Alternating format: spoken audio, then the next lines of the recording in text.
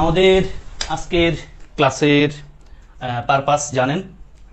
আজকের ক্লাসের পারপাস হলো আমরা আজকে পড়াশোনা করব ইনশাআল্লাহ কি নিয়ে? আমরা আজকে পড়াশোনা করব ফ্রেজ অ্যান্ড ক্লজ নিয়ে। আমরা জানি ফ্রেজ অ্যান্ড ক্লজ এই টপিকটা ভর্তি পরীক্ষার জন্য খুব ভালো ইম্পর্টেন্ট। বলবেন কেন? কেন বলতে হয়, পরীক্ষা আসে, সোজা কথা। এখান থেকে বিসিএস পরীক্ষা অনেক প্রশ্ন এসেছে, এখান থেকে মেডিকেল ভর্তি পরীক্ষা গত 2-3 বছর ধরে টানা আসছে। আমাদের রাজশাহী বিশ্ববিদ্যালয় ভর্তি পরীক্ষার একটা কমন ক্যাটাগরি কোয়েশ্চেন নিশ্চিত করে আসে বলা যেতে পারে, গত 5-7-8 বছর ধরে আসছে। তারপর ঢাকা বিশ্ববিদ্যালয় বলেন, জাহাঙ্গীরনগর বলেন, গুচ্ছ বলেন, সব জায়গায় এই পয়েন্টটা থেকে মানে এই টপিকটা থেকে আসে প্রশ্ন। যদি বলি আমি সোজা কথা, এই ফ্রেজ অ্যান্ড ক্লজের দুটা অ্যাঙ্গেল থেকে প্রশ্ন বেশি আসে। একটাকে আমরা বলি ভাই এমবেডেড কোয়েশ্চেন, যেখান থেকে সব জায়গায় প্রশ্ন আসতে পারে, যেটা আপনার ব্যক্তিগত লাইফে খুব কাজে দিবে। আপনি সেটা ইংলিশ মানে যেই পারপাসে শিখেন না কেন, এখন হয়তো ভর্তি পরীক্ষার জন্য শিখছেন, এখন আপনার হয়তো ওইরকম কাজে দেন, আর মানে আপনি বুঝেন না বুঝেন স্ট্রাকচার করে চালাই দেন, পরীক্ষা দাগায় দেন। আপনি যখন প্র্যাকটিক্যাল লাইফে ইংলিশ লিখবেন, ইংলিশ বলতে চাইবেন, তখন দেখবেন এই এমবেডেড কোয়েশ্চেন প্যাটার্নটা আপনাকে খুব হেল্প করবে, এবং এটা খুব ভোগাবেও যদি এখন ক্লিয়ার না হন। পাশাপাশি এটা একবার সোজা টপিক, সোজা পয়েন্ট, এখান থেকে প্রশ্ন ভালো আসে। পাশাপাশি আরেকটা পয়েন্ট যারা স্টুডেন্টদেরকে ভোগায়, এবং আমি আমার মতো করে জানি যে এই ফ্রেজ অ্যান্ড ক্লজ একটা টপিক যেটা স্টুডেন্টরা ভালো সঙ্গে স্টুডেন্টরা পড়ে না। আসলে স্টুডেন্টরা না, অনেক ক্ষেত্রে টিচাররাও এই টপিকটা পড়ায় না, কারণ এখানে কিছু জটিলতা আছে। তো টিচারদের একটা মানে অনেক সংখ্যক টিচার বা ভালো সংখ্যক টিচাররা যেই টপিকটা বোঝাতে একটু জটিলতা আছে, ওনারা ওই টপিকটা পড়াইতে যায়, নিজের জনপ্রিয়তার একটু মানে কমাইতে চায় না। তবে আমি যেহেতু জনপ্রিয়তা মানে জনপ্রিয় হওয়ার বা জনপ্রিয়তার প্যাটার্ন নিয়ে আমার খুব বেশি চিন্তা নাই, আমি জনপ্রিয় বিষয়টা এরকম না। মানে আমার ফিলিংসটা হলো ভাই, আমি জনপ্রিয় অজনপ্রিয় সেটা নিয়ে শোনাই, আমার দ্বারা কিছু মানুষ মানে উপকার পাচ্ছে কিনা, বা আমার পড়ানো দ্বারা কারো সত্যি উপকার হচ্ছে কিনা, সেটা আমার টার্গেট থাকে। হ্যাঁ, আমি আমার সেরাটা দিয়ে আপনার বোঝানোর ট্রাই করব, এবং ইভেন ক্লাস শেষেও যদি আপনার বুঝতে সমস্যা হয়, আমি তো নিশ্চয়ই আপনার সাথে থাকবো। এবং আজকের ক্লাসের পরে যে প্র্যাকটিস ক্লাসটা করবেন, তখন আমার আজকের ক্লাসের পূর্ণতা আপনি পাবেন। এবং আজকের ক্লাস না করে প্র্যাকটিস ক্লাস আবার কিছু বুঝবেন না, তখন মনে হবে উল্টাপাল্টা কি বলে স্যারে। ওকে ভাই, চলি আজকের ক্লাসের কাজটা দিয়ে। সত্যি কথা ভাই, ফ্রেজ অ্যান্ড ক্লজ টপিকটা কঠিন হলেও একটু কঠিন না, সোজা কথা। আমার কাছ থেকে শুনেন, ফ্রেজ অ্যান্ড ক্লজ টপিকটা খুব সোজা, খুব সোজা। কারণ হলো আপনি নাউন চিনেন নিশ্চয়ই, মধ্যে আমার সাথে পড়েছেন, আপনি অবশ্যই নাউন ফ্রেজ ক্লজ চিনবেন, একবার ইজি। সেম আপনি অ্যাডজেক্টিভ চিনেছেন না আমার সাথে, সেম কথা ভাই অ্যাডজেক্টিভ ফ্রেজ ক্লজও। অ্যাডভার্ব চিনেছেন না আমার সাথে, একবারে সেম কথাই বলবো অ্যাডজেক্টিভ অ্যাডভার্ব ফ্রেজ ক্লজের ব্যাপারেও। হ্যাঁ, কিছু বাক্য আছে দেখতে একই রকম মনে হয়, কিন্তু কেন যেন উলট পালট, এই পার্থক্যটা আমরা এখানে দেখাবো আজকের ক্লাসে। ওকে ভাই, শুরু করি আমরা তাহলে discussion on phrase and clause. আমি একবার শুরুতে কি দেখাবো আপনাকে, একটা বুকিশ পয়েন্ট দেখাচ্ছি। বুকিশ, এটা মুখস্থ করা দরকার নাই, শুধু একটু ছোট করে বোঝার ট্রাই করেন। দেখেন ভাই, আমি লিখেছি I know how to read, আমি জানি যেভাবে পড়তে হয়। একটা বাক্য লিখছি একই মুডের, I know how he reads, আমি জানি যেভাবে সে পড়ে। দেখেন ভাই, আন্দোলন করা পার্টটা আপনি একটু পড়ার ট্রাই করেন। হাউ টু রিড আর হাউ হি রিডস, দুটোর মধ্যে আপনি কোনো পার্থক্য দেখতে পাচ্ছেন কিনা? আমার মনে হয় আপনি দেখার কথা। ইয়েস, দেখেন ভাই, হাউ টু রিড এটাকে আমরা ফ্রেজ বলছি, অন্যদিকে হাউ হি রিডস এটাকে ক্লজ বলছি। কেনটা হলো ভাই, দেখেন ফ্রেজে কিন্তু কোনো ফাইনাইট ভার্ব নাই, ক্লজে অবশ্যই একটা ফাইনাইট ভার্ব পাবেন। আমি একবার ব্যাখ্যা লিখছি, একবার সংজ্ঞা, যে ফ্রেজ আর ক্লজের মিল হলো দুটাতেই গ্রুপ অফ ওয়ার্ডস থাকে। দেখেন how to read, how he reads, group of words আছে দুই জায়গায়, মিল। বেমিল হলো no subject and finite verb, মানে ফ্রেজে সাবজেক্ট ফাইনাইট ভার্ব থাকবে না, অন্যদিকে ক্লজে অবশ্যই সাবজেক্ট ফাইনাইট ভার্ব থাকবে। মূল পয়েন্টটা যদি এভাবে বলি, ফ্রেজ আর ক্লজের বেসিক পার্থক্য হলো ভাই, আন্ডারলাইন করা পার্টটাতে যদি আপনি কোনো ফাইনাইট ভার্ব না পান, আপনি ধরে নিতে পারেন এটা কি ফ্রেজ। ফাইনাইট ভার্ব পেলে আপনি সেটা ধরবেন ক্লজ, সোজা কথা। একবার ফ্রেজ আর ক্লজের একবারে বেসিক ফাইন লাইন পার্থক্যটা হলো ফাইনাইট ভার্ব থাকা বা না থাকা। ওকে ভাই, তাহলে দেখেন I know how to read, এটা ফ্রেজ, কারণ এখানে ফাইনাইট ভার্ব নাই, সাবজেক্টও নাই। হাউ হি রিডস এটা ক্লজ, কারণ সাবজেক্ট আছে, ফাইনাইট ভার্ব আছে, আবার ক্লজ মার্কার সাথে আছে।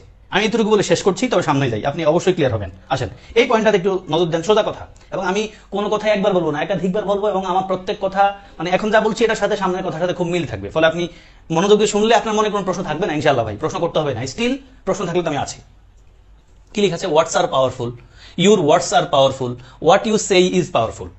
দেখেন তিনটা বাক্যের মতো লিখেছি। একটা লিখেছি শব্দ পাওয়ারফুল, ইউর ওয়ার্ডস তোমার শব্দ powerful, what you say is powerful তুমি যা বলো তা পাওয়ারফুল। বুঝতে পারছেন ভাই, ওয়ার্ড শব্দটা একটা সিঙ্গেল ওয়ার্ড, ইউর ওয়ার্ডস এটা একটা ফ্রেজ, কারণ একাধিক শব্দ আছে, ফ্রেজ কিন্তু ফাইনাইট ভার্ব নাই, এজন্য ফ্রেজ। থার্ড পার্টটা হোয়াট ইউ সেই, এটা একটা ক্লজ। বুঝতে পারছেন, কারণ এখানে একটা ফাইনাইট ভার্ব আছে, সাবজেক্ট আছে, আর ক্লজ মার্কার আছে। ফলে এটা আমরা কি বলবো? এটা বলবো single word phrase clause. Same কথা বলছি, দেখেন রিডিং ইজ অ্যামিউজিং, রিডিংটা single word. Reading books is amusing, reading বুকসটা আমরা বলবো ফ্রেজ। কেমন ফ্রেজ পরেই বলবো। রিডিং বুকসটা আমরা বলবো কি ফ্রেজ। তারপর আসেন that reading books is amusing is known to all. দেখেন ভাই ইজ শব্দের আগে একটা বাক্য লেখা আছে এবং সেখানে সাবজেক্ট আছে, ফাইনাইট ভার্ব আছে, ফলে এটা আমরা ক্লজ বলছি, কার কোনো ইস্যু নাই। আসিফ হি রিডস কি পড়ে, সে পড়ে, অবজেক্ট নাই, তাইলে ফাইনাইট ভার্ব নাকি ইনফিনিটিভ? না না, অবজেক্ট থাকা না থাকা নিয়ে আসিফ একটা ভার্ব, ফাইনাইট ভার্ব আমরা কেমনে চিনি, তুমি আমার ভার্বের ক্লাসটা হয়তো ভাইয়া করো নাই। একটা ফাইনাইট ভার্ব চিনি হলো শব্দটা দেখে তুমি বলতে পারছো কিনা বাক্যটা কোন টেন্স। আসিফ রিডস, আসিফ পড়ে, আসিফ কি পড়ে দরকার নাই, আসিফ রিডস এ বুক ছাড়াও কিন্তু আমি বুঝতে পারছি রিডসটা ফাইনাইট ভার্ব, কারণ আসিফ রিডস, এই রিডস শব্দটা দেখে আমি বুঝতে পারছি বাক্যটা প্রেজেন্ট ইনডিফিনিট টেন্সে আছে। ফলে একটা ফাইনাইট ভার্ব নির্ণয় করার জন্য অবজেক্ট থাকা দরকার নাই, ফাইনাইট ভার্ব নির্ণয় করার জন্য শব্দটা দিয়ে বাক্যের টেন্স বলা যায় কিনা সেটা বুঝবো আমরা। অবজেক্ট থাকা না থাকাতে আমরা ট্রান্সিটিভ ইনজেন্টিভ ভার্ব নির্ধারণ করি, এখানে সেটা নাই। আসিফ, আসিফ নিশ্চয়ই ক্লিয়ার, আমি জানি। তারপর যাই সামনে, আসেন আমি এখানে কয়েকটা আগে যা বলছি এটা একটা এক্সারসাইজের মতো দিয়েছি, দেখেন তো একটু চিন্তা করেন সবাই। The soup being hot, comma my daughter couldn't drink it. সবাই একটু চিন্তা করেন, আমি উত্তরটা এখনই দেখাবো, অসুবিধা নেই ভাই। The soup was hot, my daughter couldn't কি ভাই, কুডন্ট ড্রিঙ্ক ইট, এটা আমার একটা ভুল, নিশ্চয়ই ড্রিঙ্কটা এখানে আছে ভাই, বুঝে নিয়েন, কারণ একটা মোডাল অক্সিলারি লিখছি, তারপর একটা ভার্ব তো লাগবে, আমার মিস্টেক এটা, সরি। 3 নম্বর অক্ষর, the house built long ago fail down. চিন্তা করেন এটা কি আন্ডারলাইন করা পার্টটা ফ্রেজ নাকি ক্লজ, আপনি চিন্তা করবেন, আমি সবগুলো পড়াশোনা একবার উত্তর দেখাবো, উত্তর বলবো। This is the book I lost, BCS পরীক্ষা আসছে, সম্ভবত 36 বিসিএস আসছে। আই লস্টটা কি ফ্রেজ না clause? The amount I had in the bank was exactly 60 pounds, এটা মেডিকেল আসার একটা প্রশ্ন। The boy walking by the river side is my cousin, walking by the river side কি ফ্রেজ নাকি clause? আসেন এবার আমি আপনাদেরকে উত্তরটা বলি, আমার সাথে মিলান ভাই। দ্য স্যুপ বিং হট, এখানে অনেকগুলো শব্দ মিল আছে, আপনি এটার ক্লজ মারিয়ে দিয়েন না। শব্দ বেশি থাকা কম থাকাতে ক্লজ ফ্রেজের মানে ফ্রেজ ক্লজের কোনো ইস্যু নাই, মানে শব্দ একটা থেকেও ক্লজ হইতে পারে, আবার মানে 14-15 শব্দ স্টিল এর ক্লজ না হইতে পারে, কারণ ভাই ফাইনাইট ভার্ব থাকা বা না থাকার প্রশ্ন। ফাইনাইট ভার্ব থাকলে ক্লজ, না থাকলে ফ্রেজ। আবার ফাইনাইট ভার্ব মানে কিন্তু এটা না যে অবজেক্ট লাগবে, ফাইনাইট ভার্ব মানে হলো শব্দটা দেখে বলতে পারছি কোন টেন্সে আছে, দ্যাটস ইট। তাহলে ভাই দ্য স্যুপ বিং হট, আমি কিন্তু বিং হট দেখে বলতে পারছি না বাক্যটা কোন টেন্স, ফলে এটা অবশ্যই একটা ফ্রেজ। সেকেন্ড বাক্য আসেন, দ্য স্যুপ ওয়াজ হট, এটা ঠিক আছে। My daughter couldn't drink it, এটা নিশ্চয় অবশ্যই একটা ক্লজ, এটা ফ্রেজের একটা ক্লজ। 2 নম্বরটা ক্লজ। 3 নম্বর আসেন, the house built long ago fail down. আপনার কাছে বিল্ড দেখে মনে হইতে পারে এটা একটা ভার্ব, বাট বাক্যটা আসলে ভাই ভার্ব না। আমার সাথে যারা জেরান পার্টিসিপল পড়েছেন আমি এই পয়েন্টটা বলেছিলাম, এই বাক্যটা মূলত the house fail down, the house fail down, built long ago. আপনি তো বুঝতে পারছেন ভাই, একটা বাক্যে যদি দুইটা ফাইনাইট ভার্ব থাকে অবশ্যই একটা ক্লজ মার্কার থাকার কথা। এই বাক্যটা বেসিক্যালি ছিল the house which was built long ago fail down, এটা একটা রেডিউসড ক্লজ, মানে কেটে দেওয়া হয়েছে ক্লজ। আমরা জানি রেডিউস ক্লজে দুটো জিনিস বাদ দেয়, ক্লজ মার্কার এবং অক্সিলারি। তাহলে the house which was built, এই যে হুইচ কাটা দিছি, ওয়াজ তো কাটা দিছি, বিল্টটা আছে, ফলে বিল্টটার আমরা এখানে ভার্ব আকারে কাউন্ট করব না। ফেল ডাউন, ফেলটা মূল ভার্ব, ফলে এই বাক্য এই অংশটারে আমরা অবশ্যই ফ্রেজ আকারে কাউন্ট করব, ক্লজ না। Then this is the book dash I lost, বুঝতে পারছি আমরা ভাই ইজ একটা ফাইনাইট ভার্ব, লস্ট একটা ফাইনাইট ভার্ব, এবং এগুলো কিন্তু 100% ফাইনাইট ভার্ব। এটারে মানে এই বিলটারে কিন্তু 100% ফাইনাইট ভার্ব ধরতে পারবেন না এখানে। আবার এখানে ক্লজ ভার্ব না থাকা সত্ত্বেও আমরা বুঝতে পারছি 100% ফাইনাইট ভার্ব, কারণ কি দেখেন লস্ট ভার্বের সাবজেক্ট আই, দিস ইজ ভার্বের সাবজেক্ট দিস আছে, এখানে একটা ক্লজ ভার্ব আমরা উজ্জ্বল রাখছে, this is the book which I lost, তাই না? তাহলে এখানে হুইচ শব্দটা নাই, তারপরেও এটা একটা ক্লজ। তারপর আসেন the amount I had in the bank, ওই যে the amount which I had in the bank, মানে যে অ্যামাউন্টটা আমার ব্যাংকে ছিল ওয়াজ এক্স্যাক্টলি 60 পাউন্ডস। তাহলে এখানে I had in the bank, again এখানে সাবজেক্ট আছে, ফাইনাইট ভার্ব আছে, আমরা ক্লজ বলবো ভাই। তারপর আসেন the boy walking by the river side is my cousin, যে ছেলেটা হাঁটতেছে নদীর পাশ দিয়ে আসে আমার কাজিন। দেখেন ভাই walking by the river side, walking দেখে কিন্তু আমরা টেন্স বলতে পারি না, ইজ ওয়াকিং দেখলে টেন্স বলতে পারি, শুধু ওয়াকিং দেখে টেন্স বলতে পারি না, ফলে অবশ্যই এটা কি ফাইনাইট ভার্ব না, নন ফাইনাইট, ফলে অবশ্যই এটা আমরা কি বলবো, ফ্রেজ। আসিফ সহ যারা আছেন যেভাবে আছেন ভাই বুঝতে পেরেছেন কিনা আমরা জানাইন, ইয়েস আশা করছি আপনি ক্লিয়ার, আপনারা ক্লিয়ার। আসেন এবার আমি আপনাদেরকে ফ্রেজের ক্লাসিফিকেশন নিয়ে যাব, খুব লম্বা করবো না ইনশাআল্লাহ, আপনারা একবার সবকিছু মনোযোগ দিয়ে বুঝবেন। ফ্রেজের ক্লাসিফিকেশন, ভাই ফ্রেজের অনেক প্রকারভেদ আছে, এগুলো প্রকার মুখস্থ করানোর প্রয়োজনীয়তা নাই। আমি বলি আপনি পার্টস অফ স্পিচ 8 প্রকার পারি, যে আমরা ওই 8 প্রকারের মধ্যে প্রোনাউন ছাড়া যত ফ্রেজ আছে, মানে পার্টস অফ স্পিচ ছাড়া সবগুলো ফ্রেজ আছে, নাউন প্রোনাউন ছাড়া সব আছে, noun phrase, adjective phrase, adverb, preposition, conjunction, interjection সব আছে। কেমন? তবে ভাই ঘুরে ফিরে পরীক্ষা কি আসে জানেন? Noun phrase, adjective phrase, adverb phrase, noun clause, adjective clause, adverb clause, ওই নাউন অ্যাডজেক্টিভ অ্যাডভার্ব তিনটা দিয়ে আসে, সাথে সাথে প্রিপোজিশনাল ফ্রেজটাও মাঝে মাঝে দেখা যায়। আসেন আমরা শুরুতে নাউন ফ্রেজটা শিখি। ভাই নাউন ফ্রেজ শেখার আগে আমি বলবো এই গ্যাঞ্জাম না নিয়ে আগের কথাটা খেয়াল আছে কিনা খেয়াল করেন, এই গ্যাঞ্জামটা সহজে বুঝুন। আগের কথাটা আগে নাউন পড়াইছি না আপনাকে, পজিশন অফ নাউন পড়াইছিলাম না, পজিশন অফ নাউন 1 নম্বর ক্লাসে পড়াইছিলাম। আপনি যদি নাউন চিনেন আপনি অবশ্যই নাউন ফ্রেজও চিনেন, নাউন ক্লজও চিনেন। কেমন? আমি ছোট্ট করে বলে যাই, খুব ব্যাখ্যা যাব না এখানে। ভাই নাউন তো সাবজেক্টের জায়গায় বসে, তাই না? তার মানে সাবজেক্টের জায়গায় যদি কোনো ফ্রেজ বসে থাকে এটা নাউন ফ্রেজ। সহজ কথা দেখেন, no flesh and blood can tolerate this insult, কোনো মানে রক্ত অংশের মানুষ এই অপমান সহ্য করতে পারে না। এখন এই যে ক্যান টলারেটেড হলো আমাদের ভার্বের পার্ট, ভাই ভার্বের আগে কে বসে? সাবজেক্ট বসে, তাহলে সাবজেক্টটা কে হয়? নাউন বা প্রোনাউন। তাহলে প্রোনাউন নামে কোনো ফ্রেজ নাউন ফ্রেজ, সোজা কথা। 2 নম্বর অকেশন অবজেক্ট, ওই যে অবজেক্টের জায়গায়। এবং আমাদের সত্যি কথা হলো অবজেক্ট দিয়ে নাউন ফ্রেজ ক্লজ আইডেন্টিফাই করতে পরীক্ষা অধিকাংশ আসে। নাউন ফ্রেজ ক্লজ আকারে ভর্তি পরীক্ষা, চাকরি পরীক্ষা যত প্রশ্ন আসছে তার কমপক্ষে 95% প্রশ্ন হলো অবজেক্ট চিনা দিয়ে। আপনি অবজেক্ট চিনেন, আপনি নাউন ফ্রেজ ক্লজ চিনেন। অবজেক্ট কেমনে চিনি আমরা বলেন? আসিফ, বাক্যের ভার্বকে কি বা কাকে দিয়ে প্রশ্ন করি। বাক্যের ভার্বকে কি বা কাকে দিয়ে প্রশ্ন করে যদি উত্তর পাই তবে সেটা অবজেক্ট। তার মানে অবজেক্টের প্লেসে যদি কোনো ফ্রেজ পাই এটা নাউন ফ্রেজ, ক্লজ পাইলে নাউন ক্লজ, সোজা কথা ভাই। এই কথাটা আবার বলবো আমি ক্লজের সময়, তখন ব্যাখ্যা দিতে হবে না আপনাকে। 3 নম্বর পয়েন্ট আসেন কমপ্লিমেন্ট। ভাই কমপ্লিমেন্ট খেয়াল আছে তো? কমপ্লিমেন্ট মানে কিন্তু ওই সাবজেক্ট ইকুয়াল অবজেক্টের পার্টে যেটা বসা আছে। এই যে life is not a bed of roses, মানে জীবন মানে ফুল সজ্জা না, তাহলে এই যে এই bed of roses equal life, এটা আমরা কমপ্লিমেন্ট বলি। মূল পয়েন্ট আপনি বুঝতে পেরেছেন। একই কথা প্রেপোজিশনের পরে যদি একটা শব্দ পান সেটা যেমন নাউন বা প্রোনাউন হয়, ওই প্রেপোজিশনের পরে যদি একটা ফ্রেজ বা ক্লজ হয়, প্রোনাউন নামে যেহেতু কোনো ফ্রেজ ক্লজ নাই ফলে এটা নাউন ফ্রেজ বা ক্লজ হয়। দেখেন আই উইল গো, আমি যাব টু ইউর হাউস, তাহলে এই যে ইউর হাউসটা আমরা নাউন ফ্রেজ বলবো।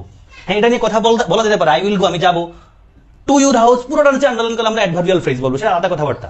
বাট আমার প্রশ্ন হলো টু একটা প্রেপোজিশন, তারপর যেহেতু ইউর হাউস আছে ফ্রেজ আকারে ফলে নাউন ফ্রেজ। ইয়েস আসিফ।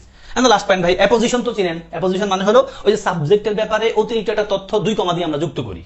দেখেন Hasib comma the son of Shahidullah wants to be righteous person, তাহলে দা সান অফ শহীদুল্লাহ এই কথাটা হাসিবের ব্যাপারে বলছি, ফলে দা সান অফ শহীদুল্লাহ পার্টটা আমরা নাউন ফ্রেজ বলবো।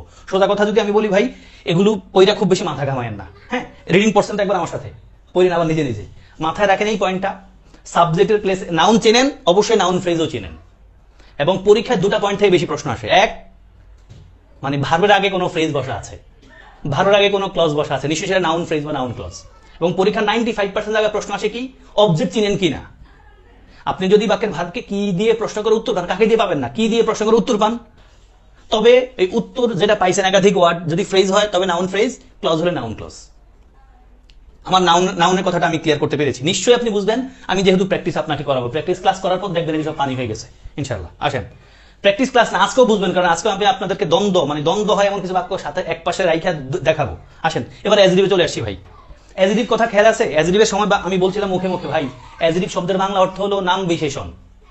এটার বেসিক কথা হলো অ্যাজেডিভ বিশেষিত করে নাউনকে বা প্রোনাউনকে। বেসিক কথা আবার বলি, অ্যাজেডিভ বিশেষিত করে কাকে ভাই? নাউনকে বা প্রোনাউনকে। এখন আগে বসে করে না পরে বসে করে? আগে বসেও করতে পারে, আবার পরে বসেও অ্যাজেডিভ মডিফাই করতে পারে। তার মানে অ্যাজেডিভ নাউন বা প্রোনাউনকে বিশেষিত করে, আগে বসেও করতে পারে, পরে বসেও করতে পারে। সেম কথাটা অ্যাজেডিভ ফ্রেজ আর ক্লজের ব্যাপারেও ভাই। যদি কোনো ফ্রেজকে, যদি কোনো ক্লজকে আপনি অ্যাডজেক্টিভ বলতে চান, আপনি নিশ্চয়ই বুঝে রাখেন তার আগে ওই ফ্রেজ বা ক্লজের আগে বা পরে একটা নাউন প্রোনাউন অবশ্যই আছে। আপনি কোনো নাউন অ্যাডজেক্টিভ ফ্রেজকে, কোনো অ্যাডজেক্টিভ ক্লজকে অ্যাডজেক্টিভ ফ্রেজ ক্লজ বলতে পারবেন না যদি সেটা কোনো নাউন বা প্রোনাউনের আগে পরে না বসে। মানে অ্যাডজেক্টিভ ফ্রেজ ক্লজ বলতে হলে তার আগে পরে একটা নাউন প্রোনাউন নিশ্চয়ই পাবেন। আসেন লিখছি ভাই, the person lying on the floor is very poor. এ ভাই লাইং অন দ্য ফ্লোর এই কথাটা কার ব্যাপারে বলছি? পার্সনের ব্যাপারে বলছি। মানে শুয়ে থাকা, ফ্লোরে শুয়ে থাকা ব্যক্তিটা গরিব। তাহলে লাইং অন দ্য ফ্লোরে কথাটা কার ব্যাপারে বলা হচ্ছে? পার্সনের ব্যাপারে। দেখেন দ্য পার্সন আগে আছে। এরপর আসেন she has nice looking eyes and hair. ভাই এই যে নাইস লুকিং এর পরে দেখেন আইজ এন্ড হেয়ার নাউন আছে। থার্ড বাক্য আসেন, এটা বিশেষ পরীক্ষার প্রশ্ন। A women with a veil over her body approach the doctor. মানে বেল মানে হিজাব পরিহিত একজন মহিলা ডাক্তারের কাছে গিয়েছিলেন। এই যে with a veil over her body কথাটা কার ব্যাপারে বলা হচ্ছে? মহিলার ব্যাপারে। ফলে again adjective phrase. Watching the video, ভিডিওটা দেখিয়া দে বিকেম সারপ্রাইজ, তারা সারপ্রাইজ হয়ে গেছে, মানে আশ্চর্য হয়ে গিয়েছে। এখানে ওয়াচিং দ্য ভিডিও এটাকে আমরা কি বলবো ভাই? অ্যাজেটিভ ফ্রেজ বলবো। কারণ এই ওয়াচিং দ্য ভিডিও বলবেন স্যার কেমনে, এই যুক্তি মিলে বললাম ভাই এই ওয়াচিং দ্য ভিডিও এই কাজটা করছে কে? দে করছে, দে মানে প্রোনাউন মডিফাই করছে ওয়াচিং দ্য ভিডিও অ্যাজেটিভ আকারে, অ্যাজেটিভ ফ্রেজ আকারে। কেমন? দেন দ্য বিল্ডিং এস্টাবলিশড বাই বিশ্বাস বিল্ডার্স ইজ অ্যামেজিং। ভাই এই যে এস্টাবলিশড বাই বিশ্বাস বিল্ডার্স এই কথাটা কিন্তু বিল্ডিং রে মডিফাই করছে, ফলে অ্যাজেটিভ ফ্রেজ। আশা করছি অ্যাজেটিভ ক্লিয়ার। ইয়েস আসেন দেখেন ভাই, আমি অ্যাডভার্ব পড়াতে মানে ক্লজ পড়াতে গেলে সেম ক্যাটাগরি কথা বলবো, তখন আমি খুব বেশি কথা বাড়াবো না, আমার সেটি আছে। অ্যাডভার্ব ভাই, অ্যাডভার্বের কথা খেয়াল আছে? অ্যাডভার্বের বেসিক আইডিয়াটা আবারও বলি। বাক্যের ভার্বকে কখন, কোথায়, কিভাবে, এটা হলো একবারে কোর কথা। পাশে আরো অনেকগুলো পয়েন্ট আছে, আমি দেখাবো এখনই। বাক্যের ভার্বকে কখন, কোথায়, কিভাবে, কতটুকু, কতবার, শর্ত, কারণ, ফলাফল, তারপরে তুলনা যদি বুঝায় আপনি এটার অ্যাডভার্ব বলবেন। এবার ফ্রেজ হলে ফ্রেজ বলবেন, ক্লজ হলে ক্লজ বলবেন। আসেন তো, শি ওয়েলকাম নি, সে আমারও ওয়েলকাম করছে। কখন? 5 বছর আগে। Adverbial phrase. She welcome me কোথায় করছে? তার বাড়িতে, adverbial phrase. She welcome me কেমনে ওয়েলকাম করছে? ইন এ পোলাইট ওয়ে, নম্রভাবে, অ্যাডভার্বিয়াল ফ্রেজ। সোজা কথা ভাই, অ্যাডভার্ব খুব ইম্পর্টেন্ট আমাদের পার্টস অফ স্পিচ আকারেও কিন্তু ভাই ওই নাউন, অ্যাডজেক্টিভ, অ্যাডভার্ব এটা তিনটা থেকে পরীক্ষা প্রশ্ন বেশি আসে। ফ্রেজ ক্লজ আকারও এখান থেকেই আসে। আসেন তারপর ভার্বাল ফ্রেজ বুঝাবো না ভাই, গ্রুপ ভার্ব চিনেন তো না, একটা ভার্বের পর একটা প্রিপোজিশন হলে ভার্বাল ফ্রেজ বলি। যেমন হি গেভ আপ স্মোকিং, ত্যাগ করছে। We look for brilliant students, আমরা ব্রিলিয়ান্ট স্টুডেন্ট খুঁজি। আমরা সবাই ব্রিলিয়ান্ট, নিশ্চয়ই আমরা সবাই ব্রিলিয়ান্ট ভাই। মানে কোথাও চান্স পাওয়া বা কোনো একটা পরিচয় থাকা মানে কিন্তু ব্রিলিয়ান্ট বিষয় এরকম না। অনেক মানুষ আপনি পাবেন কোনো ইউনিভার্সিটি পড়ে না, but say successful in many aspects, বিভিন্ন জায়গায় সে ব্রিলিয়ান্ট এবং সফল। তারপর আসেন put off your shoes before entering the room, রুমে প্রবেশ করার পূর্বে তোমার জুতা খোলো, মানে পুট অফ, একটা জুতা খোলা বলতে আমরা ব্যবহার করি টেক অফ, পুট অফ। হ্যাঁ, তাহলে এটা আমরা ভার্বাল ফ্রেজ বলি। এখান থেকে প্রশ্ন খুব রেয়ার আসলে, সবাই পারবে এবং এই প্রশ্ন আর দেয় না। তারপর আসেন প্রিপোজিশনাল ফ্রেজের এই পয়েন্ট একটু মনোযোগ দিয়ে শুনবেন ভাই, এটা আপনাকে একটু পেঁচাইবে। সোজা কথা, আমি সলভ ক্লাসও একটু টুকটাক বলবো। এখানে দুটা কথা, প্রিপোজিশনাল ফ্রেজের দুটা কথা ভাই। একটা কথা হলো, প্রথম কথাটা দিয়ে পরীক্ষা বেশি প্রশ্ন আসে, সেকেন্ডটা দিয়ে আসলে একটু কঠিন মুডের আপনার পেঁচাবে। প্রিপোজিশনাল ফ্রেজের দুটা কথা, একটা কথা হলো ভাই প্রিপোজিশন দিয়ে শুরু হলে এবং শেষ হলে সেটা প্রিপোজিশনাল ফ্রেজ। লেখা আছে পয়েন্টটা দেখেন, starting preposition plus ending preposition equal prepositional phrase. মানে প্রিপোজিশন দিয়ে শুরু হয়েছে, শেষ হয়েছে প্রিপোজিশনাল ফ্রেজ। যেমন on account of, in front of, on behalf of. দেখেন on of, in of, on of, মানে প্রিপোজিশন দিয়ে শুরু এবং শেষ হলে অবশ্যই সেটা প্রিপোজিশনাল ফ্রেজ। এক, এখান থেকে পরীক্ষা অধিকাংশ প্রশ্ন আসে। দুই নম্বর পয়েন্টে একটু খেয়াল রাখেন, সেটা হলো প্রিপোজিশন দিয়ে শুরু হয়েছে তবে নাউন দিয়ে শেষ হয়েছে। এজন্য লিখে রাখছে ভাই নট অ্যাবসলিউট, মানে কি নিশ্চিত সব সময় এটা প্রিপোজিশনাল ফ্রেজ না। প্রিপোজিশন দিয়ে শুরু হয়ে প্রিপোজিশন দিয়ে শেষ হলে সেটা প্রিপোজিশনাল ফ্রেজ, কিন্তু প্রিপোজিশন দিয়ে শুরু হয়ে নাউন দিয়ে শেষ হলে সেটা প্রিপোজিশনাল ফ্রেজ হতে পারে, সেটা বাক্য পড়ে বুঝবো। আর যদি প্রিপোজিশন দিয়ে শুরু হয়ে শেষ হয়, বাক্য পড়া দরকার নাই, ডাইরেক্ট প্রিপোজিশনাল ফ্রেজ মেরে দিতে পারবেন। আসেন যদি বাক্য বলি, মানে হি ইজ ওয়েটিং, সে অপেক্ষা করছে, for the bus, prepositional phrase. Please try to think out of the box, prepositional phrase. এখন প্যারা নিয়েন না, প্রিপোজিশন দিয়ে শুরু হয়েছে শেষ হয়েছে, এখন এটার ভিন্নতা কি সেটা আমি আপনাদেরকে দেখাই। আসেন ক্লিয়ার হয়ে যাবে। এই যে এখন আসেন ক্লোজ আই লিখছি, মানে আপনি একটু মনোযোগ দিবেন এখানে বেশি করে। এটা অনেকটা আমাদের বাংলায় নির্বাচন সিদ্ধ করেন না, ওটার মতো, বা একটু জটিল প্রক্রিয়া। জটিল না বলা যেতে পারে, মানে আপনার মাথাটা একটু ঘুরাইতে হবে। এখানে মাথা ঘুরাইয়া বের করতে পারলে আপনার ভালো লাগবে। দেখেন ভাই লিখছি he is waiting for the bus, please try to think out of the box. আপনি বুঝতে পারছেন এগুলো প্রিপোজিশনাল ফ্রেজ। প্রিপোজিশন দিয়ে শুরু হয়েছে, নাউন দিয়ে শেষ হয়েছে। এখন এটা প্রিপোজিশনাল ফ্রেজ হবে না কখন স্যার, কেমনে বুঝবো সেটা একটু বুঝেন তাইলে বাকিটা। মানে প্রিপোজিশনাল ফ্রেজ মানে প্রিপোজিশন দিয়ে শুরু হয়েছে, নাউন দিয়ে শেষ হয়েছে, কখন প্রিপোজিশনাল ফ্রেজ আর কখন নাউন অ্যাডজেক্টিভ বা অ্যাডভার্ব হয়। নাউন অ্যাডজেক্টিভ অ্যাডভার্ব বুঝেন, বাকিটা প্রিপোজিশনাল ফ্রেজ রাখা দেন। আসেন আমরা এই বাক্যটা পড়েন, the man in the room is my father. দেখেন ভাই এই যে ইন দ্য রুম প্রিপোজিশন দিয়ে শুরু হয়েছে, নাউন দিয়ে শেষ হয়েছে, স্টিল আমরা প্রিপোজিশনাল ফ্রেজ বলবো না, কারণ বাক্যের পজিশন অনুযায়ী এই যে ইন দ্য রুম কথাটা দ্য ম্যানের সাথে বলছে, দ্য ম্যানের ব্যাপারে বলছে, the man in the room, রুমে থাকা ব্যক্তিটা ইজ মাই ফাদার, আমার বাবা। ফলে যে ইন দ্য রুম এই কথাটা একটা অ্যাডজেক্টিভ ফ্রেজ। তারপর আসেন the girl in blue is my cousin. রাজশাহীর বিয়ের আসা একটা question, the girl in blue is my cousin, মানে গ্রিন পরিহিত, মানে ব্লু পোশাক পরিহিত মেয়েটা আমার, ব্লু লেখা আছে, গ্রিন দিয়ে রাজশাহীতে প্রশ্ন আসছে। The girl in blue is my cousin, blue পোশাক পরিহিত মেয়েটা আমার কাজিন। এই যে ইন ব্লু, দেখেন ভাই প্রিপোজিশন নাউন দিয়ে, প্রিপোজিশন দিয়ে শুরু হয়ে নাউন দিয়ে শেষ হয়েছে, স্টিল এটা নাউন প্রিপোজিশন ফ্রেজ না বরং অ্যাডজেক্টিভ, কারণ দ্য গার্লের ব্যাপারে বলছে।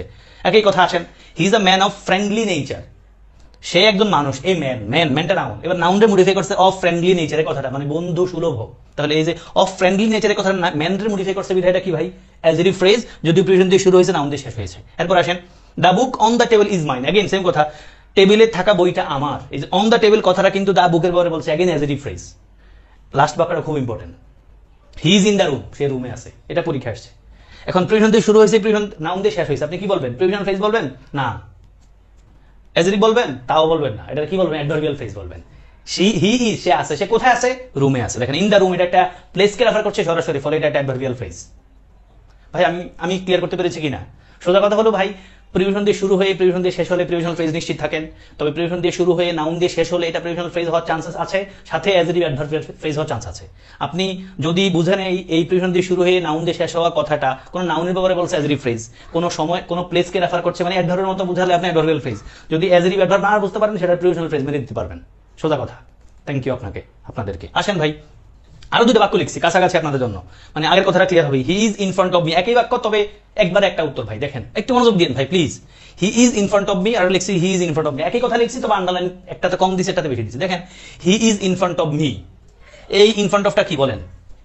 প্রথমটা হি ইজ ইন প্রিভিশন দিয়ে শুরু হয়েছে, প্রিভিশন দিয়ে শেষ হয়েছে, এটা আমরা প্রিভিশন ফ্রেজ বলবো নিশ্চয়ই। হি is in front of me, in front after আমরা বলবো প্রিপোজিশনাল ফ্রেজ। অন্যদিকে সেকেন্ড ইন ফ্রন্টটারে আমরা অ্যাডভার্বিয়াল ফ্রেজ বলতে হবে।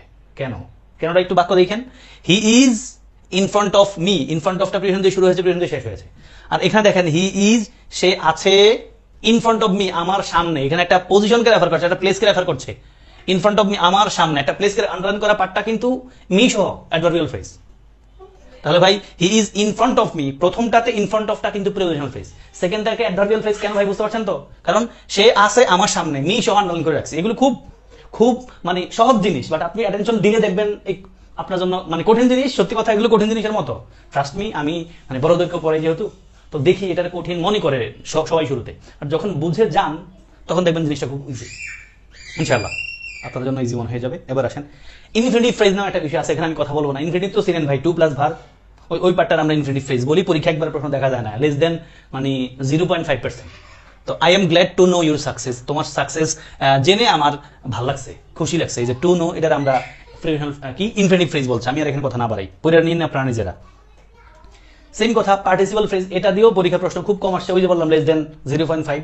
একটু পরে এখানে পার্টিসিপাল ফ্রেজ তো বুঝেন, এই যে হ্যাভিং ইটেন রাইস, তারপরে ব্রোকেন, তারপরে হিয়ারিং। আমরা জানি পার্টিসিপাল 3 প্রকার, present participle, past participle, past perfect participle. Present পার্টিসিপালটা কি? ভার্বের সাথে আইএনজি আকারে, তবে সেটা প্রিন্সিপাল ভর আকারে না। পাস্ট পার্টিসিপালটা কি ভাই? ইএন অথবা ইডি দিয়ে যে শব্দটা, সেটা আমরা পাস্ট পার্টিসিপাল ফর্ম বলি। আর পারফেক্ট পার্টিসিপালটা কি? হ্যাভিং ভি3। এই যে হ্যাভিং ইটেন রাইস, দেখেন এখানে কিন্তু ফাইনাল ভার্ব নাই, হ্যাভিং ইটেন ফাইনাল ভার্ব নাই, সাবজেক্ট নাই, ফলে এটা আমরা বলবো মানে থার্ড পার্টিসিপাল, যেটা আমরা পারফেক্ট পার্টিসিপাল বলি। তাহলে এখানে কিন্তু ভাই পার্টিসিপাল ফ্রেজ, এই পয়েন্টটা খেয়াল রাখেন। বাকিগুলো রিডিং করেন, শেষ। আমার এখানেও খুব বেশি কথাবার্তা নাই। তারপর এই যে এবার ক্লাসিফিকেশন অফ ক্লজ আসে। আমার ক্লাসের মূল কথা যারা বুঝে গেছেন, এখনকার পার্টটা খুব সোজা, পানির মতো মনে হবে ইনশাআল্লাহ, পানির মতো মনে হবে। হ্যাঁ, আমি অবশ্যই ঘন্টার আগে ক্লাস শেষ করবো। আসেন ভাই, ক্লজের পয়েন্টটাতে আমরা চলে আসছি। ক্লজ 3 প্রকার আমরা বলি, প্রিন্সিপাল ক্লজ, সাবঅর্ডিনেট বা ডিপেন্ডেন্ট ক্লজ মানে নির্ভরশীল ক্লজ, যেটা একলা একলা কাজ করতে পারে না। আর একটা হলো কোঅর্ডিনেট বা ইন্ডিপেন্ডেন্ট ক্লজ, স্বাধীন বাক্য, যেটার সাথে আমাদের ওই যে কমপ্লেক্স কম্পাউন্ড সেন্টেন্স জড়িত। কেমন? আসেন, আমি লিখছি I know who you are, আমি জানি তুমি যে। সহজে বুঝে যাচ্ছেন ভাই, আই নো পার্টটা হলো আমাদের প্রিন্সিপাল ক্লজ, আর ক্লজ মার্কা যুক্ত পার্টটা হলো সাবঅর্ডিনেট ক্লজ। তাহলে I know principal clause, who you are subordinate clause. একই কথা, ইউ নো তুমি জানো, ওয়াই ইউ কাম হিয়ার যে কারণে তুমি এখানে আসছো, তাহলে ওয়াই ইউ কাম হিয়ার এটা একটা সাবঅর্ডিনেট ক্লজ, আর ইউ নোটা প্রিন্সিপাল ক্লজ। অন্যদিকে আমরা এটা জানি ভাই, কোঅর্ডিনেট ক্লজ মানে হলো কোঅর্ডিনেটিং যে কনজাংশন গুলো আছে, এন্ড অর বাট, এগুলো দিয়ে যুক্ত হয়, লেখা আছে এই কথাটা। সাবঅর্ডিনেট ক্লজের কিছু মার্কার আছে, রিডিং করে রাখতে পারেন। তবে সাবঅর্ডিনেট ক্লজ মার্কার মুখস্থ করে ভাই স্টুডেন্টরা, আমি জানি রীতিমতো কোচিং এ সাবঅর্ডিনেট ক্লজের মার্কার মুখস্থ করে বসে বসে। ভাই সাবঅর্ডিনেট ক্লজের মার্কার মুখস্থ করার খুব বেশি ফায়দা নাই। আমি প্রথম যারা কোচিং করে তাদের তো একটু জোশ বেশি থাকে না, এই জোশ বেশি থাকার কারণে সবকিছু আন্দাজে মুখস্থ করে ফেলে। ভাই এই মুখস্থ করে খুব বেশি লাভ নাই। মানে কোচিং এর পড়াশোনার অনেক কিছু আছে হলো স্যারের শো অফ বা প্রাতিষ্ঠানিক রূপরেখা। দেখবেন আপনি এমন অনেক ক্লাস পাবেন যে ক্লাস থেকে কখনোই প্রশ্ন আসে না, বাট স্যার আইসা স্যারের মানে জ্ঞানের পাহাড় বুঝিয়ে যান। হ্যাঁ, আপনারা যারা সেকেন্ড টাইমার আছেন আপনারা জানেন, মানে স্যার এসে ধরেন একবারে ওই যে পুঁথি সাহিত্য, ওই দুনিয়ার সাহিত্য পড়ায় বাংলা ক্লাস আইসা, ইংলিশে আইসা স্যারের শেক্সপিয়রের নাম শুনলে শেক্সপিয়রের মানে জীবন মৃত্যু সব পড়ায় ফেলে। অথচ শেক্সপিয়রের জীবন মৃত্যু, জন কিটসের জীবন মৃত্যু, দুনিয়া সব গল্প আমার দরকার নাই খুব বেশি। আমি নিজে দেখেছি ক্যাটস অ্যান্ড ডগস, এর অর্থ মুষলধারে, এটা বোঝাতে গিয়ে তিনি মানে টিচাররা একবারে ওই ইংরেজ সাহিত্যিকের একটা সাহিত্য কর্ম বুঝায় ফেলে 20 মিনিটে। তো ভাই ক্যাটস অ্যান্ড ডগস বোঝার জন্য আমার এত মানে সাহিত্যিকের কোনো সাহিত্যকর্ম বোঝা দরকার নেই, ক্যাটস অ্যান্ড ডগস অর্থ মুষলধারে এটা বইরা নিলেই হয়। আসেন ভাই, তো আমি যেটা বলতে চাইছি, সাবঅর্ডিনেট ক্লজ মার্কার মুখস্থ করেন না, খেয়াল করেন সাবঅর্ডিনেট ক্লজ মার্কারে ডাব্লিউএইচ ওয়ার্ডগুলো বসে আর দ্যাট বসে, বাকিগুলো পরীক্ষা আসে না, লাগে না। আর যেগুলো যদি লাগে সেটা আপনি ওটা বুঝে যাবেন কি সেটা। সাবঅর্ডিনেট ক্লজ মার্কারে ডাব্লিউএইচ যে কোশ্চেনগুলো আছে না, who, when, what, how many, how much, how often, এগুলো ডাব্লিউএইচ কোশ্চেন, এগুলো আবার ক্লজ মার্কারও। পার্থক্য বুঝবেন, এগুলো বাক্যের মাঝে বসলে ক্লজ মার্কার, শুরুতে বসলে ডাব্লিউএইচ কোশ্চেন, এটাই হয় মোস্টলি। সাথে দ্যাটটাও ক্লজ মার্কার আকারে বসে। আর কোঅর্ডিনেট ক্লজ মার্কার তো চিনেন, এন্ড, বাট, অর, এগুলো কোঅর্ডিনেট ক্লজ মার্কার। ওকে ভাই, আসেন সামনে চলে যাই, খেলায় যাই, যেটা আপনাদের দরকার এবং এটা আপনারা খুব সহজে বুঝবেন। এই সাবঅর্ডিনেট ক্লজ ভাই, যেটা সাবঅর্ডিনেট ক্লজ আবার 3 প্রকার, কি? Noun, adjective, adverb. Noun, adjective, adverb, এই তিনটে আমাদের পরীক্ষা আসে। আর কোনো ক্লজ নাই কিন্তু, প্রিপোজিশন, তারপরে কনজাংশন, এগুলো কোনো ক্লজ নাই। হ্যাঁ, তো নাউন ক্লজ কি ভাই বলতে হবে না? আমি বলবো না। ওই যে ফ্রেজ বুঝছেন না, ওই কথাই, নাউন ফ্রেজ যা, নাউন ক্লজ তাই ভাই। খেয়াল করেন, নাউন যেখানে যেখানে বসে সেটা নাউন ক্লজ, যেখানে যেখানে অ্যাডজেক্টিভ মানে যেখানে নাউন বসে সেখানেই নাউন ফ্রেজ থাকবে, সেখানেই নাউন ক্লজ থাকবে। আমি যদি আবার একটু রিপিট করতে চাই এই কথাটা, সেটা হলো ভাই সাবজেক্টের জায়গায় বসে, অবজেক্টের জায়গায় বসে, কমপ্লিমেন্টের জায়গায় বসে, অবজেক্ট অফ প্রিপোজিশনের জায়গায় বসে। আমি যদি পরীক্ষার কথা বলি সরাসরি, পরীক্ষায় আপনি নাউন ফ্রেজ ক্লজের বের করতে পারবেন মোটামুটি 100% দুইটা পয়েন্ট দিয়ে। একটা পয়েন্ট 5%-এর মতো, সেটা কি? একটা ভার্বের আগে আপনি আরেকটা ফ্রেজ পাইছেন, নাউন ফ্রেজ। একটা ভার্বের আগে আরেকটা ক্লজ পাইছেন, সেটা নাউন ক্লজ। এটা 5%-এর মতো। আর 95-এর মতো পাবেন ওই পয়েন্টটা, যে অবজেক্ট চিনেন কিনা, বাক্যের ভাবকে কি দিয়ে প্রশ্ন করবেন, কি বা কাকে দিয়ে অবজেক্ট পাই, বাট ফ্রেজ ক্লজের সময় কি দিয়ে প্রশ্ন করলে আপনি উত্তর পেয়ে যাবেন। বাক্যের ভাবকে কি দিয়ে প্রশ্ন করে যদি একটা ফ্রেজ পান, নাউন ক্লজ, ক্লজ পাইলে ফ্রেজ পাইলে নাউন ফ্রেজ, ক্লজ পাইলে নাউন ক্লজ। ওকে ভাই, দেখেন who has broken the rules and regulation will be punished. Will be punished এটা আমাদের ভার্বের পার্ট। আগেরটা কি ভাই? আগেরটা অবশ্যই নাউন ক্লজ। আই নো আমি জানি, হোয়াট হি হ্যাজ ডান যা সে করেছে, আমি কি জানি, উত্তর পেয়ে গেছি। This is what he said এটা হলো তাহা যা সে বলেছে, এটা কমপ্লিমেন্ট আকারে বসা আছে। I depend on what Allah has given me, আমি সেটার উপর নির্ভর করি যেটা আল্লাহ আমাকে দিয়েছেন। তাহলে অন একটা প্রিপোজিশন, তারপরে যাহা আছে সেটা নাউন, যেহেতু ক্লজ আকারে আছে আমি নাউন ক্লজ বলবো। শেষ, ডান ভাই। এবার আসেন অ্যাজেটিভ। অ্যাজেটিভের কথা আবার বলবো, ওই কথাটাই। অ্যাজেটিভ অর্থ কি ভাই? নাম বিশেষণ। কারে বিশেষিত করে? নাউনকে বা প্রোনাউনকে। আগে বসে বিশেষিত করে না পরে বসে করে? আগে বসেও করতে পারে, পরে বসেও করতে পারে। কোনো শব্দকে, কোনো ফ্রেজকে বা কোনো ক্লজকে অ্যাজেটিভ বলতে হলে শর্ত হলো ওই অ্যাজেটিভ ফ্রেজ ক্লজের আগে বা পরে অবশ্যই একটা নাউন প্রোনাউন থাকবেই, না থাকলে সেটা অ্যাজেটিভ হতে পারে না। আসেন, আই নো দা বয়, আমি চিনি ওই ছেলেটাকে, হু ওয়েন্ট দেয়ার। এই যে হু ওয়েন্ট দেয়ার কথাটা দা বয়ের ব্যাপারে বলছি, ফলে এটা adjective clause. The boy who reads more will get chance, যে ছেলেটা পড়বে বেশি সে চান্স হবে। এই যে হু রিডস মোর কথাটা দা বয়ের ব্যাপারে বলছে। The book which I bought is lost, যে বইটা আমি কিনছিলাম সেটা হারিয়ে গেছে। এই যে উইচ আই বট কথাটা কিন্তু দা বুকের ব্যাপারেই বলছি, ফলে অ্যাজেটিভ ক্লজ। সোজা কথা, আমি পাশাপাশি দেখাবো যখন আপনারা ক্লিয়ার হবেন। অ্যাডভার্ব বোঝাতে হবে আবার একই কথা বলো ভাই। বাক্যের ভার্বকে কখন, কোথায়, কিভাবে, কতটুকু, কতবার, কারণ, ফলাফল, শর্ত, তুলনা, আর কি, এগুলো বুঝাইলে ভাই অ্যাডভার্বিয়াল ক্লজ। মেডিকেল ভর্তি পরীক্ষায় পয়েন্টটা ধরে আসে, দেখেন লিখে রাখছি ভাই, আমি আর বুঝাবো না। হ্যাঁ, সামনে যান, অনেকগুলো বাক্য লিখে রাখছি, রিডিং করেন। হ্যাঁ, strike the iron while it is hot, ঝোপ বুঝে খুব মরো, আঘাত করো যখন লোহাটা গরম। এটা প্রবাদ, ঝোপ বুঝে খুব মরো। শাব্দিক অর্থ করলে হয় স্ট্রাইক দ্য আয়রন, আঘাত করো লোহাটারে, ওয়াইল ইট ইজ হট, যখন এটা গরম। তাহলে কখন আঘাত করো? যখন গরম। এটা সময়কে রেফার করছে। ইউ ক্যান গো, তুমি যাইতে পারো, where you want to go, যেখানে যাইতে মন চায়, অ্যাডভার্বিয়াল ক্লজ। হি রিড, সে পড়ে যেভাবে সে চায়, কিভাবে সে চায়, যেভাবে সে চায়, অ্যাডভার্বিয়াল ক্লজ। শি রিড, সে পড়ে as much as she can, যতটুকু সে পারে, পরিমাণ বোঝাচ্ছে। He couldn't go to college, school, সে স্কুলে যেতে পারে না, কারণ হি ওয়াজ ইল, সে অসুস্থ। কারণ ফলাফল বুঝালে কারণ যুক্ত পার্টটা আমরা অ্যাডভার্বিয়াল ক্লজ বলি। Same, if I go there, by শর্তযুক্ত বাক্য অবশ্যই অ্যাডভার্বিয়াল ক্লজ। মেডিকেল ভর্তি পরীক্ষা গত বছর, আগের বছর আসছে, নিচের কোন বাক্য অ্যাডভার্বিয়াল ক্লজ? প্রথম বাক্যটাই ছিল এরকম, you are not allowed, you are, you will be allowed only if you have something, এরকম দিয়ে আসছে। ইফ, অ্যাডভার্বিয়াল ক্লজ ভাই। খেলা শেষ, ক্লিয়ার ভাই? পাশাপাশি দেখাবো এখন, তখন আরো বেশি ক্লিয়ার হবেন। আসেন, এই যে এটা হলো আপনার মূল কাজ। আপনি যদি এই 3 দুগুণে মানে 3 জোড়া জিনিস বুঝেন, তাহলে আপনি আজকের ক্লাস বুঝে গেছেন, আমি নিশ্চিত। এই 3 জোড়া জিনিস বুঝলে আপনি ক্লাস বুঝছেন। দেখেন ভাই, আমি উত্তর লিখেও রাখছি। প্রথমটা নাউন, আন্ডারলাইন করা পার্ট, এরপর অ্যাডজেক্টিভ, আন্ডারলাইন করা পার্ট, এরপর অ্যাডভার্ব, আন্ডারলাইন করা পার্ট। আপনি বুঝতে পারছেন এটা মনোযোগ দেন, আমি বলে যাচ্ছি। আসেন ভাই, প্রথমত বলছি আই নো। দেখেন, I know that he is honest, আমি জানি যে সে সৎ। দ্যাট হি ইজ অনেস্ট কথাটা আমি বলছি নাউন ক্লজ। কেন বলছি? আই নো, আমি জানি, আমি কি জানি, তাহলে কি দিয়ে উত্তর পাইছি? যে সে সৎ, এটা নাউন ক্লজ নিশ্চিত। সেকেন্ড বাক্যে আসেন, আই নো দ্য ম্যান, আমি চিনি বা আমি জানি ওই লোকটাকে। দ্যাট সোয়েম, বা এখানে হু সোয়েম লিখলে ভালো লাগতো, বাট দ্যাটও কিন্তু বসাই। হ্যাঁ, পরীক্ষা হচ্ছে এটা। আই নো দ্য ম্যান, আমি চিনি ওই লোকটাকে যিনি সাঁতার কেটেছিলেন ইন দ্য রিভার, নদীতে। তাহলে ভাই এই যে that Soyem in the river কথা কার ব্যাপারে বলা হচ্ছে? দ্য ম্যানের ব্যাপারে বলা হচ্ছে। এটা অবশ্যই একটা that Soyem in the river, এটা আমরা বলবো অ্যাডজেক্টিভ ক্লজ। থার্ড বাক্যে আসেন, আই রিড, আমি পড়ি, দ্যাট আই ক্যান লার্ন, যেন আমি শিখি। তাহলে আমি পড়ি যেন আমি শিখি, কোন কারণে পড়ি? যেন আমি শিখি, কারণ ফলাফল বোঝাচ্ছে কিন্তু ভাই। ফলে এটা কি? Adverbial clause. সেকেন্ড 3টা এক্সপ্রেশনে আসেন, বাক্যে আসেন, আই নো, আমি জানি, এটা খুব ইম্পর্টেন্ট, এটা আপনাদের ভেজালে ফেলে। I know where he was born, where দেখলে অ্যাডভার্বিয়াল ক্লজ বলতে মন চায় ভাই, ওয়ার দেখলে অ্যাডভার্ব বললেন না। ওয়ার দিয়ে ভার্বের প্রশ্ন, প্রিন্সিপাল ভার্বের প্রশ্ন করে উত্তর পাইলে আপনি অ্যাডভার্বিয়াল ফ্রেজ ক্লজ বলবেন, বাট ওয়ার দেখলে অ্যাডভার্বিয়াল বললেন না, একটু সাবধানে করেন। আই নো, আমি জানি, ওয়ার হি ওয়াজ বর্ন, এটা নাউন ক্লজ। কেমনে? আমি জানি যেথায় সে জন্মগ্রহণ করেছিল। আই নোটারে প্রশ্ন করলাম, আমি কি জানি? যেথায় সে জন্ম করছে, ফলে নাউন ক্লজ। সেকেন্ড বাক্যে আসেন, I know the place where he was born, আমি চিনি ওই প্লেসটাকে যেথায় সে জন্মগ্রহণ করেছিল। দেখেন ভাই, দ্য প্লেসকে মডিফাই করছে ওয়ার হি ওয়াজ বর্ন পার্টটা, ফলে এটাও অ্যাডজেক্টিভ, এটা অ্যাডজেক্টিভ ক্লজ। দ্য প্লেসটার ব্যাপার কথা বলছে, where he was born. Third বাক্যে আসেন, আই উইল গো, আমি যাব, কোথায় যাব? এখানে কি যাব উত্তর আসে না ভাই, কাউরে মডিফাই করে না ওয়ার হি ওয়াজ বর্নটা। কোথায় দিয়ে প্রশ্ন করতে হবে আপনাকে? আই উইল গো, আমি যাব, আমি কোথায় যাব? যেথায় সে জন্মগ্রহণ করেছিল, অ্যাডভার্বিয়াল ক্লজ। থার্ড পয়েন্টে আসেন, এটা দিয়ে শেষ করে ফেলবো। আই নো, আমি জানি, when he will come back, যখন সে ফিরবে। দেখেন, আমি কি জানি? যখন সে ফিরবে। Noun clause. একই মোটের কথা, I know the time when he will come back, when he will come back কথার কারবে অলসো ভাই দ্য টাইমের পরে বলছে ফলে adjective clause. And the third বাক্য আই উইল গো, আমি যাব, when he comes যখন সে আসবে। আমরা জানি টেন্সের সময় পড়েছিলাম ওয়াইন দিয়ে যখন ফিউচারের দুটো বাক্য একসাথে যুক্ত হয়, ওয়াইন যুক্ত পার্টটার আমরা প্রেজেন্ট ইনডিফিনিট টেন্সে রাখি, অন্যটার ফিউচার টেন্সে রাখি, যদিও বাংলা অর্থ দুটো double future. I will go আমি যাব, ওয়াইন হি কামস যখন সে আসবে। তাহলে ওয়াইন হি কামস, দেখেন এটা কোন ক্লজ? অ্যাডভার্বিয়াল ক্লজ, কারণ আমি যাব যখন সে আসবে।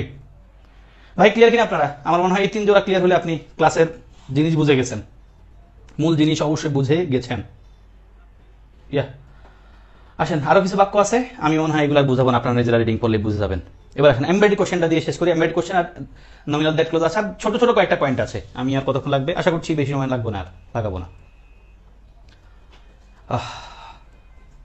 ওকে ভাই আসেন এমবেডেড কোশ্চেন দিয়ে শেষ করি। এমবেডেড কোশ্চেন শব্দের অর্থ হলো এমবেডেড কোশ্চেন, মানে এমবেড মানে হলো গেঁথে আছে, মানে ভিতরে আছে, এমনি আছে না, বলে না born leader, born leader. Born leader মানে কি?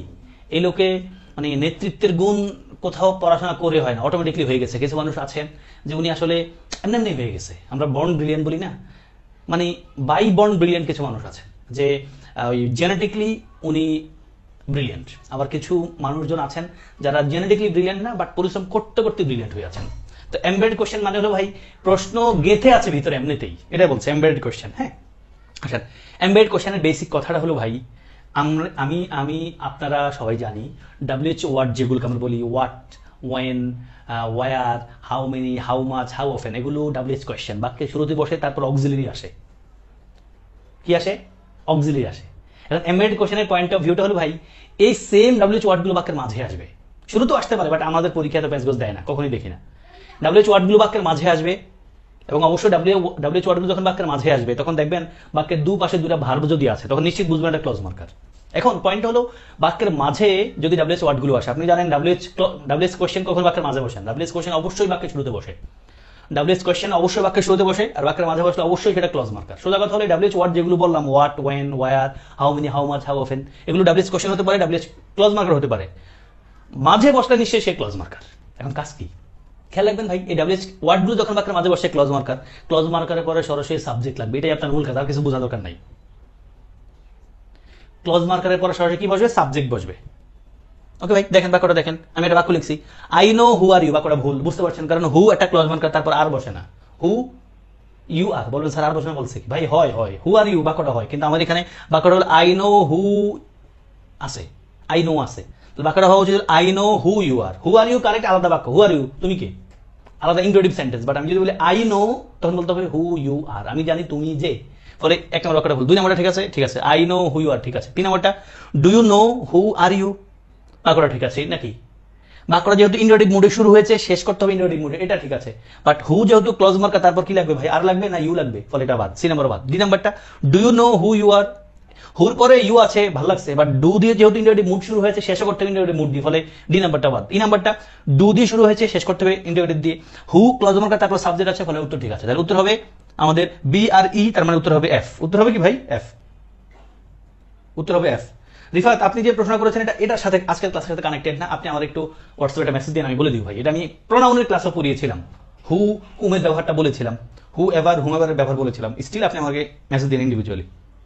আসেন তারপর আসেন ভাই, ভার্বলেস ক্লজ নামে একটা পয়েন্ট আছে। হ্যাঁ এখানে আমি কোনো কিছু বুঝাবো না, একবার ডাইরেক্ট লেখা আছে, রিডিং পড়বেন। রিডিং পড়বেন, খুব বেশি প্যারা নিয়েন না কেউ, শুধু রিডিং পড়বেন। যদি কেউ না পারেন পড়েন না, অসুবিধা নাই, রিডিং পড়বেন। এবার আমার সাথে এখানে আসেন, nominal that clause. Nominal that clause, nominal that clause মানে কি ভাই? নমিনাল মানে হলো সাবজেক্ট, নমিনাল মানে কি? সাবজেক্টিভ। দ্যাট ক্লজ মানে হলো ক্লজ মার্কার দ্যাট থাকবে। নমিনাল মানে কি ভাই? সাবজেক্ট আকারে বসা থাকবে ক্লজটা, আর দ্যাট ক্লজ মানে হলো ক্লজ মার্কার আকারে দ্যাট থাকবে। আমরা জানি ক্লজ মার্কার থাকে, একটা বাক্যে যদি দুটো ফ্যান্ডর থাকে, একটা ক্লজ মার্কার থাকেই। তো নমিনাল দ্যাট ক্লজ মানে হলো, নমিনাল মানে হলো সাবজেক্ট আকারে ক্লজটা থাকবে, এবং ওই সাবজেক্ট আকারে ক্লজটা থাকার বাক্যে ক্লজ মার্কার আকারে দ্যাটই থাকবে। ফর এক্সাম্পল বাক্যটা দেখেন, একটা বাক্য লিখে রাখছি, কোনটা কারেক্ট? সোজা কথা বলি ভাই একটু দেখেন, নমিনাল ইকুয়াল অ্যাডজেক্টিভ, মানে নমিনাল শব্দটা মূলত একটা অ্যাডজেক্টিভ, পার্টস অফ স্পিচের অ্যাঙ্গেলে। নমিনাল শব্দ যেহেতু অ্যাডজেক্টিভ, এটা নাউন হলো নেম, তাই না? নেম, নেম শব্দটা আবার কি? নাউন। নেম শব্দটা কি? নাউন। নাউন কি হয়? সাবজেক্ট হয়। প্যারা নেন না, মূল পয়েন্ট হলো নমিনাল দ্যাট ক্লজ, মানে একটা দ্যাট যুক্ত ক্লজ মার্কার সাবজেক্ট আকারে যখন বসবে, ওই ক্লজটা আমরা নমিনাল দ্যাট ক্লজ বলি। দ্যাট যুক্ত একটা ক্লজ দ্যাট যুক্ত একটা ক্লজ যখন একটা বাক্যের সাবজেক্ট আকারে বসবে তখন ওই ক্লজটারে নমিনাল দ্যাট ক্লজ বলি। এই সংজ্ঞা মুখস্থ করার দরকার নাই, বোঝার দরকার নাই, বাক্য বুঝবেন ভাই, অসুবিধা নাই। সোজা কথাটা হলো বুঝেন, যদি কোনো বাক্যে দুটা ফাইনাইট ভার্ব থাকে, আমরা জানি একটা ক্লজ মার্কার অবশ্যই থাকবে, নাও থাকতে পারে মাঝে মাঝে, কিন্তু আমরা বুঝবো এখানে আছে একটা। যদি কোনো বাক্যে দুটা ফাইনাইট ভার্ব থাকে, ফাইনাইট ভার্ব হলো এমন ভার্ব যে ভার্বটা দেখে টেন্স বলা যায়, অবজেক্ট খুঁজছেন না। ফাইনাইট ভার্ব হলো এমন ভার্ব যে ভার্ব থেকে টেন্স বলা যায়। যদি কোনো বাক্যে দুটো ফাইনাইট ভার্ব থাকে অবশ্যই একটা ক্লজ মার্কার থাকবে। তার মানে ঘুরে যদি বলি, যদি কোনো বাক্যে একটা ক্লজ মার্কার থাকে ওখানে অবশ্যই দুটো ফাইনাইট ভার্ব থাকবে। যেমন এই বাক্যটা পড়েন, that he is a good student is known to all. দেখেন ভাই, এটা হলো আমাদের নমিনাল দ্যাট ক্লজের একটা এক্সাম্পল। দেখেন নমিনাল দ্যাট ক্লজ মানে কি, একটা ক্লজ দ্যাট দিয়ে যুক্ত হওয়া একটা ক্লজ যখন একটা বাক্যের সাবজেক্ট আকারে বসা থাকবে। দেখেন যে is known to all, is শব্দটা আমাদের ভার্ব, তাহলে আগে যেটা আছে সেটা কি ভাই, সাবজেক্ট। এবং দেখেন পুরো একটা ক্লজ, হি ইজ, সাবজেক্ট আছে, ভার্ব আছে, এবং ক্লজ মার্কার আকারে দ্যাট আছে, এটাকে আমরা নমিনাল দ্যাট ক্লজ বলি। তাহলে এই যে that he is a good student, সে একজন ভালো স্টুডেন্ট, ইজ, দেখেন নমিনাল দ্যাট ক্লজের ভার্ব সবসময় সিঙ্গুলার হয়, এটা আপনার জানার কথা। নমিনাল দ্যাট ক্লজ না, কোন ক্লজ যদি বাক্যের সাবজেক্ট আকারে বসা থাকে ভার্বটা নিশ্চয়ই সিঙ্গুলার হয়, কারণ এই বাক্যের ভার্ব তো প্লুরাল না, সিঙ্গুলার। একটা ক্লজ মানে একজন, একটা, ফলে ভার্ব সিঙ্গুলার। তাহলে দেখেন ভাই, এখানে ইজ একটা ফাইনাইট ভার্ব, ইজ একটা ফাইনাইট ভার্ব, দুটো ফাইনাইট ভার্ব আছে, তাহলে একটা ক্লজ মার্কার লাগবে। এখানে দ্যাটটাই ক্লজ মার্কার, এবং ইজ ভার্বের আগে যেহেতু বসা আছে এটা আমরা নমিনাল দ্যাট ক্লজ বলি। এখন এই কথাগুলো কি লিখছি একটু একটু তীক্ষ্ণ কথার মতো সহজে বুঝবেন, সেটা ভাই দ্যাট দেখলেই আপনি ক্লজ মার্কার ভাববেন না, প্লিজ। দ্যাট দেখলেই আপনি ক্লজ মার্কার ভাববেন না, একটু চেক করবেন। দ্যাটটা ক্লজ মার্কার ভাবতে হলে চিন্তা করবেন বাক্যের দুটো ফাইনাইট ভার্ব অবশ্যই থাকতে হবে, থাকলেই বুঝবেন দ্যাটটা ক্লজ মার্কার। যেমন এখানকার এই বাক্যগুলোতে তিনটা বাক্য লিখছি, এখানে ইজ একটা ফাইনাইট ভার্ব আর একটা ইজ ফাইনাইট ভার্ব, দুটো ফাইনাইট ভার্ব পেয়েছি বিধায় দ্যাটটার আমি ক্লজ মার্কার ধরলাম। অন্যদিকে সেকেন্ড বাক্যে দেখেন দ্যাট ইজ গুড, সেটা ভালো, এই দ্যাটটা কিন্তু ভাই ক্লজ মার্কার না, দ্যাটটা প্রোনাউন। দ্যাট ইজ গুড, সেটা ভালো, প্রোনাউন। থার্ড বাক্যে আসেন, দ্যাট বুক ইজ গুড, ওই বইটা ভালো। দেখেন ভাই, বুক শব্দটা একটা নাউন, নাউনরে মডিফাই করছে দ্যাট শব্দটা, ফলে এটা একটা অ্যাডজেক্টিভ। ফলে আপনি দ্যাট দেখলেই নমিনাল দ্যাট ক্লজ বলা যাবে না, দ্যাট দেখলে নমিনাল দ্যাট ক্লজ বলা যাবে না। নমিনাল দ্যাট ক্লজ বলতে গেলে আপনি দেখবেন ওই বাক্যে দুটো ফাইনাইট ভার্ব আছে এবং নমিনাল দ্যাট ক্লজ যুক্ত, মানে দ্যাট ক্লজ যুক্ত বাক্যটা একটা ভার্বের সাবজেক্ট। এত বকবক না শুনি না ভাই, এই প্রশ্নটা সমাধান করেন। আমাদের পরীক্ষা এমনি আসে, প্রশ্নটা আসছে, চুজ দ্য কারেক্ট সেন্টেন্স। আমার সাথে করেন, আমি উত্তর মিলে যাবে ভাই। দেখেন দ্যাট বাক্যের শুরুতে আছে, তাহলে চিন্তা করেন এটা কি আসলে। That we need to move is sure, দেখেন নিড একটা ভার্ব, ইজ একটা ভার্ব, দুইটা ফাইনাইট ভার্ব পাইছি, তার মানে একটা ক্লজ মার্কার অবশ্যই থাকতে হবে এবং আছে। That we need to move is, দেখেন ইজ আমাদের ক্লজ মার্কার। একটা ক্লজ যদি বাক্যের সাবজেক্ট আকারে বসে ভার্ব সিঙ্গুলার হয়, ইজ আছে, ফলে বাক্যটা ঠিক আছে। That we need to move is sure, আমাদের যে মুভ করতে হবে বা মুভ করা দরকার এই জিনিসটা নিশ্চিত, ফলে বাক্যটা এই নাম্বার বাক্যটা কারেক্ট।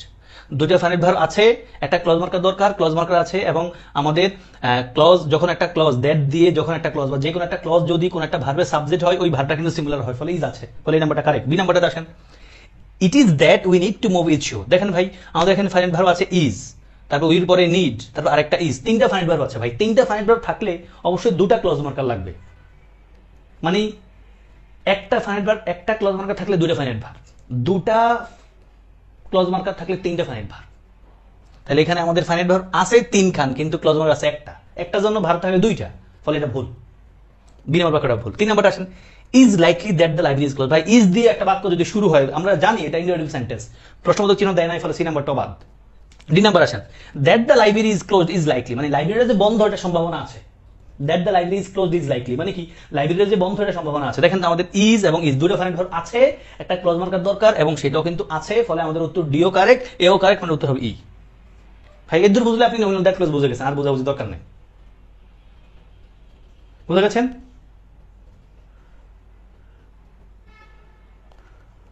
আশা করি বুঝে গেছেন। ওকে ভাই,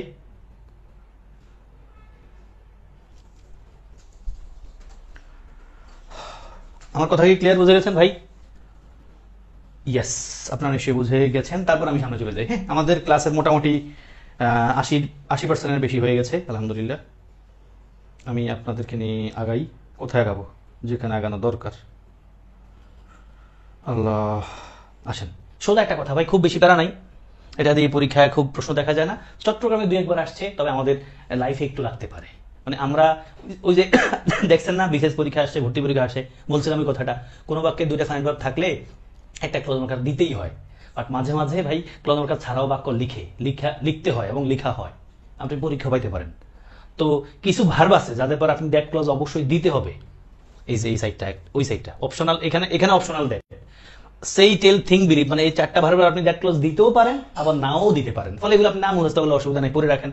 তবে অব্লিগেটরি দ্যাট আছে ভাই, এই সাইড ভার্বের পর আপনি দ্যাট ক্লজ লিখতেই হবে। কি? মেনশন, ডিক্লেয়ার, রিপোর্ট, স্টেট, এই চারটা ভার, এই চারটা ভারের পরে আপনাকে ফাইনাল দ্যাট ক্লজটা লিখতেই হবে। আগে যেগুলো বললাম তাদের পরে লিখতে পারেন, নাও লিখতে পারেন, ওগুলোর মতো আরো অনেক আছে দুনিয়াতে, আপনি শুধু এই চারটা খেয়াল রাখেন। Mention, declare, report, state, mention, declare, report, state, mention, declare, report, state, এই চার ভার্বের পরে দ্যাট ক্লজ অবশ্যই লিখতে হবে। এই ছাড়া বাকিদের সাথে আপনি দ্যাট ক্লজ লিখতে পারেন, নাও লিখতে পারেন, আমরা বুঝে নিব আর কি।